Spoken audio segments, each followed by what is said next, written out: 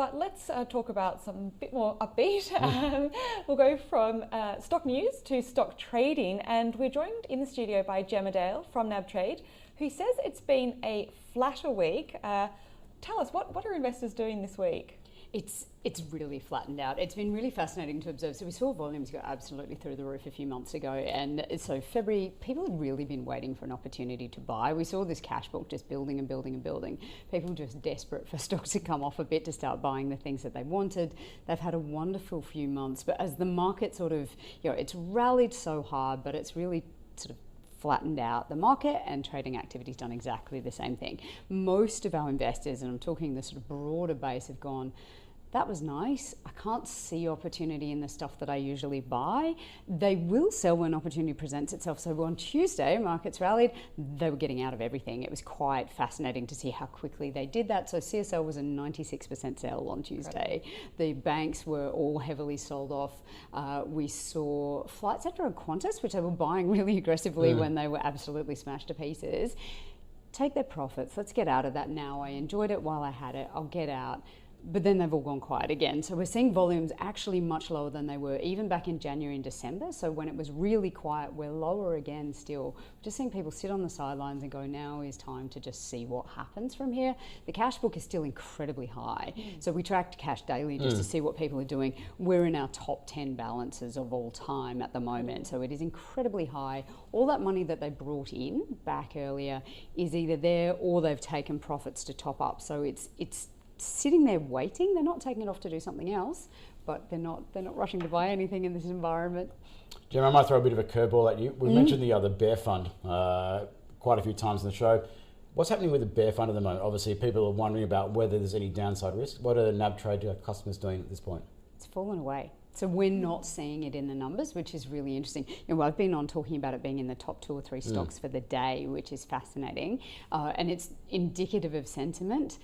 They've just moved out of it entirely. So at the moment, it's a waiting period or a holding period for the vast majority of our investors, not everybody. Obviously, there's a real group who are very active at the moment, but the guys who are more in it for the long term, they're not looking for that directional hit at the moment. They're not going, I've got a view and I'm going to try to make some money out of it. They're like, I don't know where this is going and I'll just sit out and see what happens.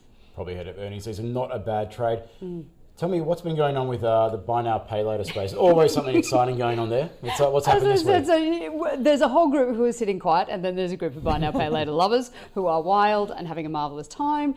And so Afterpay's dropped down a bit. It's always in our top 10. It's actually probably been in our top 10 for a few years now. So it was the one that they loved way back when, and obviously anyone who's been holding that for a period's had it. As long as they didn't sell it back in February or March, then they've had a good time.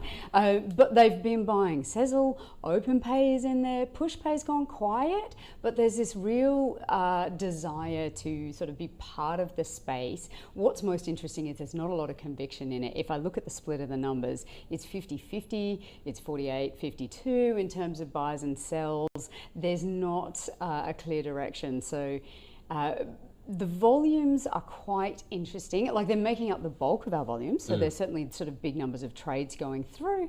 The trade sizes are larger than I would expect them to be, so they're not in the $10,000 range, they're sort of in the $25,000 range as an average trade size. That's not small. The small traders are sort of 5 to 10, so they're reasonably significant, which means a few big people are coming in and out, or across the board there's quite a group, but that's where the activity is. They're looking for something. Sure. Gemma, the prices of gold and iron ore continue to move higher. Are we seeing much activity with regards to the miners? So last week miners were really big, which was quite interesting again. Fortescue in particular is one of our high conviction stocks, so it tends not to be widely held, but it is one that is held very, very enthusiastically by those who hold it, and they hold big chunks of it. So they'll have sort of $150,000 balances in it, and they will move big chunks in and out. So we saw a lot of activity in Rio and Fortescue last week. They've fallen away again this week. It's all gone quiet. So that was sort of the big trade last week. Gemma, what's been happening abroad? And I guess Tesla's made a profit for the first time. Well, a lot of speculation, obviously, about the inclusion of the S&P 500 index. What's been happening with Tesla and other stocks abroad? What have our nabtrade customers been doing? Yeah, so Tesla's still number one. I keep waiting for it to fall away. I keep waiting for it not to be number one. The average price that people were buying it at last night was 2,000 Australian dollars, which is just eye-watering when you think about it. For those who've been tracking it for a while, amazing, but it is still something that people want to hold. They're not big trade sizes, right? They're pretty small, but people are buying it still at this stage. Plenty of our investors have been taking profits, right? Because there's plenty who've been doing very well. It's been a big buy right since January. It was a big buy for many years, but it's been number one since January. And so there are those who are taking profits, but it's still number one. And then there's sort of the long tail of Microsoft, Amazon, Alphabet, you know, all of the ones that you would absolutely expect to be in there. Moderna was number two though. Okay, interesting. I can't let you go about asking about my favourite electric truck company, Nikola. I was a big fan of Transformers growing up, so I'm intrigued with this stock. It's had quite a big tumble. So any interest from NAB clients dabbling around these areas? Funnily enough, no one's coming into it. So when we look through the numbers, it didn't pop up in the top 20. It's not grabbing anyone's attention right now. Maybe it needs to fall a little bit further.